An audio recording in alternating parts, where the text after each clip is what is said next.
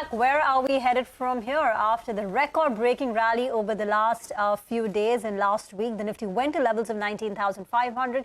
Since then, on Friday, it took a bit of a breather. And today, again, it started climbing higher, but seeing some profit booking at levels around 19,400 plus. Jyotivardhan Jaipuria, founder, managing director at Valentis Advisors, is with us on the show now. Jyoti, morning. I remember towards the end of last year, you were bullish on the markets. But since then, in the last 4 months, there's been a phenomenal rally in the market, 20% on the key indices and so much more on individual stocks. At current levels, how do you feel about the market? Is it time to book profits? If yes, where? And if you had to buy, which would be the pockets that would interest you? Yeah, Reema, so you're right. Like we were bullish last year because of a few months ago because of three things. One is our view was interest rates have peaked. Second is, earnings were still holding up. And third, valuation had become reasonable. So valuation now are no longer reasonable. They've gone back to, what I would call expensive territory. So from here, we will get a correction. I think it will be largely a time correction, but we'll also get a price correction. So my view would be, don't put all your money at this stage, buy in stages and look for dips to buy really rather than buying at one stage. I still like the market over the 2-year view. I think the Indian economy is poised to grow quite a bit. But, just now valuations are not very comfortable. So look for some bad news before buying. How much do you think markets could dip? Are we looking at just a 5% correction? Are we looking at much more? And therefore, if we are going to see a significant decline in the markets, does it make sense to move to cash? I think we may not have a very sharp dip. So it may be more like a time correction along with some price correction. So even if we see, the last 18 months, in fact, the market had been more time correcting than price correcting. So I think it would be more like a 5-7% price correction with some time correction also. So that will make it cheaper. So, I think valuations I would like it to be maybe 8 to 10% lower than where we are today. So part of it will come from price correction, part from time correction.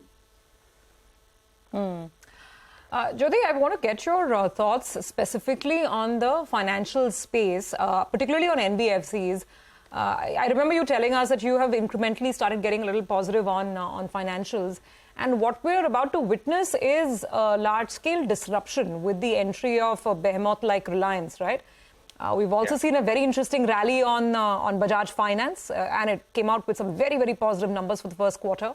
So when we're looking at larger NBFCs, I mean, what is your recommendation? How are you going about picking and choosing stocks in the space now? Yeah, so we have been more positive on the banks than we were NBFCs so far. But I think cyclically now the time has come for NBFCs, and over the last 2-3 months we were adding to them. One of the main reasons is the interest rates have more or less peaked in India. And so, the borrowing costs for these NBFCs are will from here progressively come down or remain flat, which will help them. The other is, I always look at NBFCs as more like a boom and bust model. They do well when the going is good, they do very badly when the going gets bad. And now that the economy is looking good, I think the NBFCs will start doing well. Amongst the NBFCs, we prefer playing people who are much cheaper relatively on a price to book than some of the high quality, which are very, very expensive. So that has generally been our theme in the banks also. We've done the same thing in the industry also. We prefer to do the same thing. Okay, got that. Hi, thanks for joining us. What is your thought on all of these FMCG companies? We got a lot of the business updates for Q1 last week, and it's quite mixed, right? I mean, we're still seeing the rural part, which is under a lot of pressure. Of course, it's an expensive space as well. But anything within this space that catches your eye right now? In general, Pavitra, I've been negative on the NBFCs more because of, the valuations. And the valuations still look like within the whole market, generally valuations are not cheap, but FMCG is still one of the more expensive spaces. Here, relatively they're doing quite okay because for a lot of them, the margin will improve a bit because the raw material cost pressure eased out. But given that, if we get a monsoon failure now, then again, we'll have some question marks on the future outlook. But the other thing, of course, remains this coupled with the fact that we already have valuations which are very, very expensive. That's been one of the reasons we've been avoiding this space, actually. Okay. So, going forward incrementally from here, we spoke about, some areas like NBFCs. What else would you look at, buying in terms of new themes?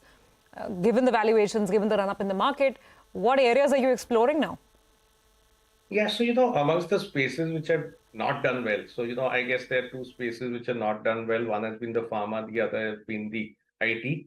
We're looking at both of them closely, but for us, at the moment, pharma is the one space that we've been relatively more bullish on. We are, buying some of the pharma names because two things are happening there. They had a great bump up because of COVID, and after that, next year, just given the base, everything looked very bad. But things are starting to improve now. So I think some of the pharma companies will show a good growth over the next 12, 18 months. Also, what's happening is, pricing pressure in the US generic market is probably starting to plateau out. Mind you, the prices are not going up, but at least they're plateauing or the drop is very, very marginal. So you'll probably see some better numbers from the US generic companies, and that will help them. It's a space which largely has been ignored by everybody for the last 12, 18 months. So, pharma is one space that we are starting to build positions in. What about manufacturing? That's a space which the street has lapped up with a lot of interest, even investors have. Are you comfortable owning manufacturing or buying it at current levels? So, Reema, we own a lot of them because we go very early into this capital goods space and we still own a lot of them. But, a year ago, 18 months ago, it was a very easy trade because valuations were cheap. Now valuations are no longer cheap. So now, you can still get returns there because earnings will grow, but it's no longer such an easy trade as it was. So now, the onus is on companies to deliver these earnings. If earnings miss, then, we could see these stocks underperforming for some time. But having said all that, we still remain like we've not sold most of our capital good names. Still bullish on them. One more space I want to talk to you about is the auto pack, because we have been seeing quite a run up there, right? Even in the past few days. Today, you have names like Tata Motors, M&M doing so well. Do you think it's too late to be getting into this pack? I mean, names like Tata Motors are up 60% for the year already. Or do you think there are names within this pack that you could still play? Yeah, so the autos have done very well, so it's no longer easy trade now because we know these are cyclicals, right? So at some point they will start easing off.